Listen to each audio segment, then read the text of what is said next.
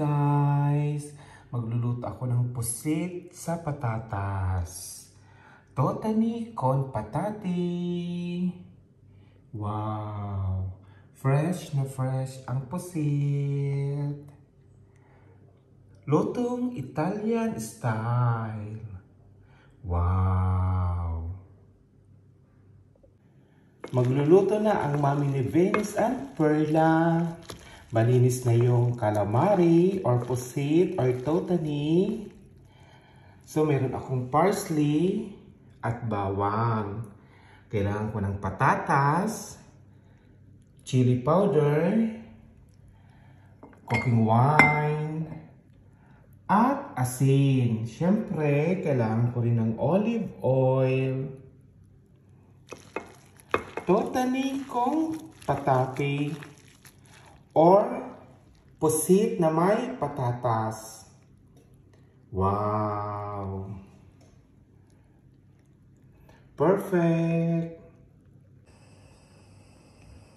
Mainit na yung kaldero. Maglalagay na ako ng olive oil. Wow!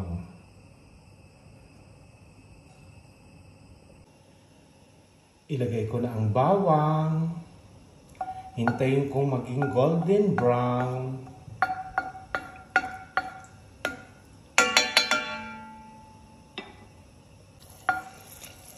Ayan.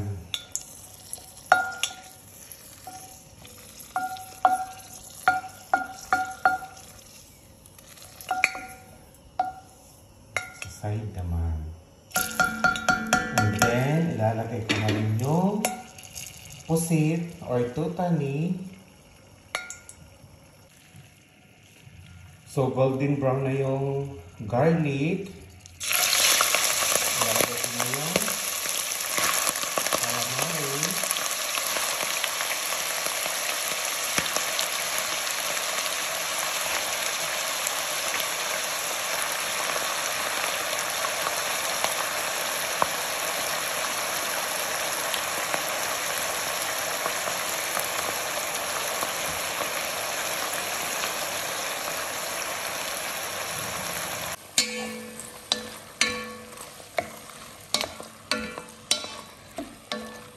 Wow!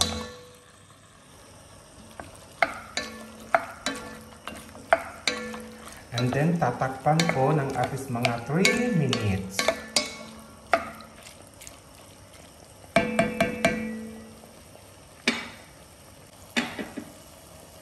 Tatakpan ko ng mga 3 minutes. And then, balikan ko. Sa ngayon, hihiwain ko yung patatas. After 3 minutes, haluin mabuti. And then, lalagyan ko ng asin.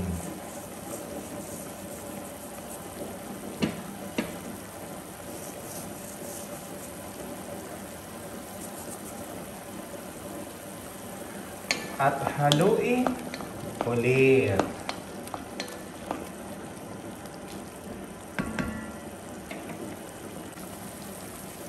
At maglalagay ako ng konting chili powder. At haluin. Ngayon, hahayaan ko siyang walang takip hanggang sa magtuyo ng konti. And then, mag-a-add ako ng cooking wine. Sa isang kawali, maglalagay ako ng olive oil para sa potato. Separate kong lulutuin. Ito mga love ko. Nahiwa ko na ang potato. Mainit na rin yung kawali at olive oil. Lulutuin ko na to.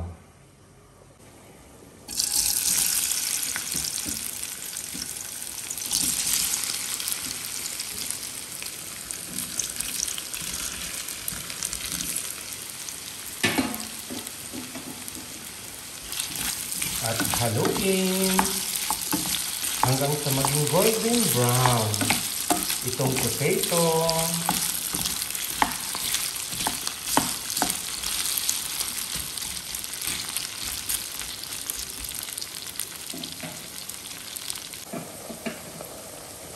So after 5 minutes, maglalagay ako ng cooking wine para mas masarap.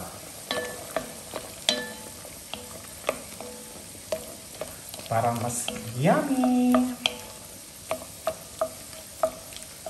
And then after 5 minutes, i-stop ko na yung apoy. At pag naluto ang patatas, ihahalo ko sa calamari or totani or pusit. Wow! Ang bango! Super! Haluin! At tatakpan. At patayin ko yung apoy. Hintayin kong maluto ang potato. Hanggang sa mag-golden brown.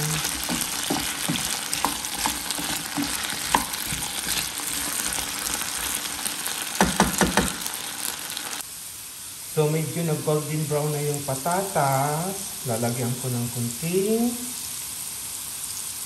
asin. Kunti lang. At haluin.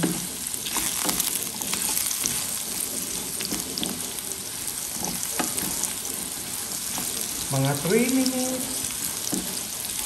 Papatayin ko na ang apoy. Kasi maluluto siya dun sa calamari.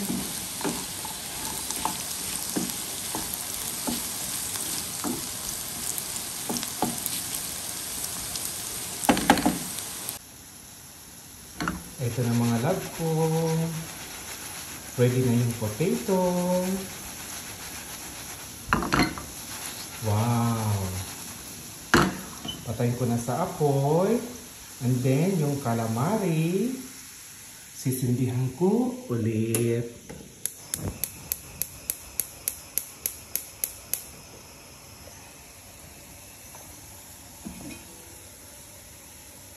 And then, hihalo ko ang patatas. Hanggang sa maging creamy ang sabaw ng calamari, pusit, or totani. So, hantayin kong kumulo ito. Then, ilalagay ko na ang patatas. Perfect! Ito na, mga love ko. Kumulo na, ilalagay ko na ang potato. Wow! At haluin mabuti. Hanggang sa maging creamy ang sabaw ng calamari. Pusit or totani.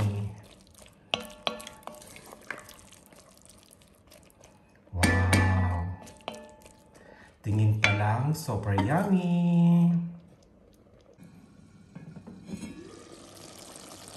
Wow!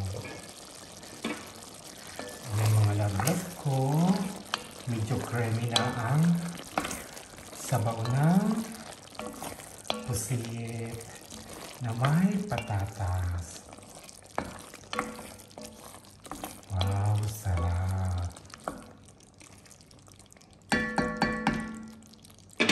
And then, lastly, mag-add ako ng parsley para mas lalong sumarap.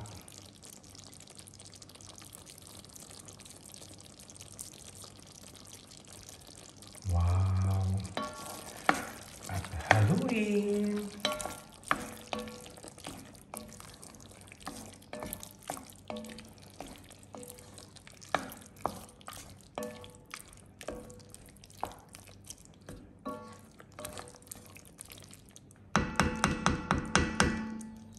Perfect. Ito na mga naglag ko. Luto na. Kainan na. Buon appetito a tutti. God bless us all. Love, love, love. Totally con patate or pusit na may patatas.